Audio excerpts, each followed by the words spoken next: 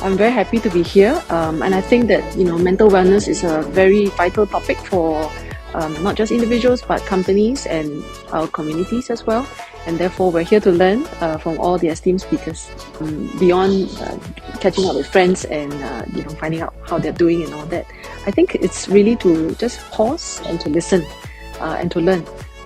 Some of the experiences and stories and some of the best practices of companies that have succeeded in deploying mental wellness strategies for the enterprises.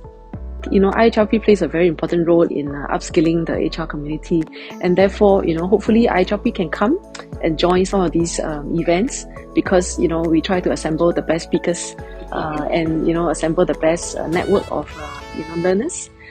Together we can journey to learn more about not just mental wellness, but really how to improve our skills and really upskill ourselves for the future.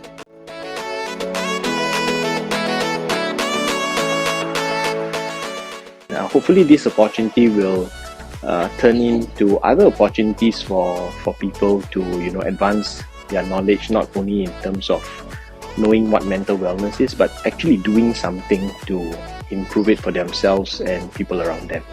I'll be doing a talk on improving mental wellness at the workplace using behavior modification methods. So on a day-to-day basis, we are constantly modifying our behaviors in different situations, different environments. Key takeaway is that from the talk you would get some initial ideas on how to modify your behavior and other people's behavior.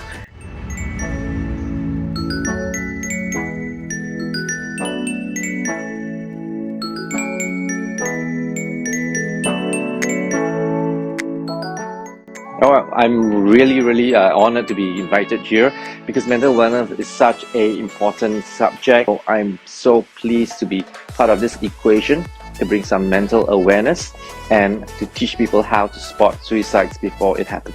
Awareness is probably the most important thing. Awareness that people from the outside may look happy, but deep inside they might be suffering or being depressed. So that the awareness will be the first stepping stone to be able to spot people that may have some depression or anxiety. I think it should not be a taboo subject. Some people don't want to talk about it. So if people have depression or are sad in that case, why not just come forward and say, hey, there's no taboo. It is a period that we will go through, and the faster we get out of sadness, we do not fall into depression.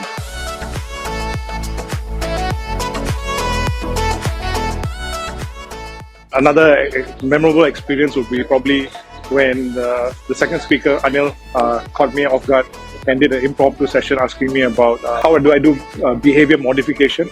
So I shared the technique on CBT, cognitive behavioral therapy, on reframing. How do you shift and change the mindset? One of the key elements is mental fitness, and I believe that you've got to keep reinforcing a positive energy. At the same time, it's not all about you, it's about the people that are watching. So if you bring that energy up, it will just multiply. It's trying to adjust with a different kind of audience. A lot of times people tend to be a bit more reserved, so you have to accept it and you have to move on. I actually really loved Christian 𝗟𝗶𝗸𝗲. He was very interactive, and I really learned a lot about the body language, and I feel like it's very useful, especially when you try to understand certain people. And spotting of the suicide, that was very interesting as well. So yeah, that's my favorite part. I also liked the yoga. I feel like being able to exercise, especially when you are sitting a lot during the office hours, and you are completely stationary, and being able to move just tiny little exercises that actually helps you to stretch, and then it actually allows your overall well-being to be improved, and it also has a lot of health benefits which I didn't know about. That really opened my eyes, so that I found it very interesting as well. I actually love the photo booth because I chose the owl, and then I went to stand in front, and it was really interactive as compared to the rest of the sessions where everybody was just sitting at their individual table. The photo booth really brought everyone together, and we managed to stand together and then cheese. It was nice, although it was momentary. Yeah. I'm always a part of the Aventis Learning Group. I'm more than happy to spread the love and joy. Oh, of course, definitely. I'll absolutely be honored to be invited again, and I love working with you guys.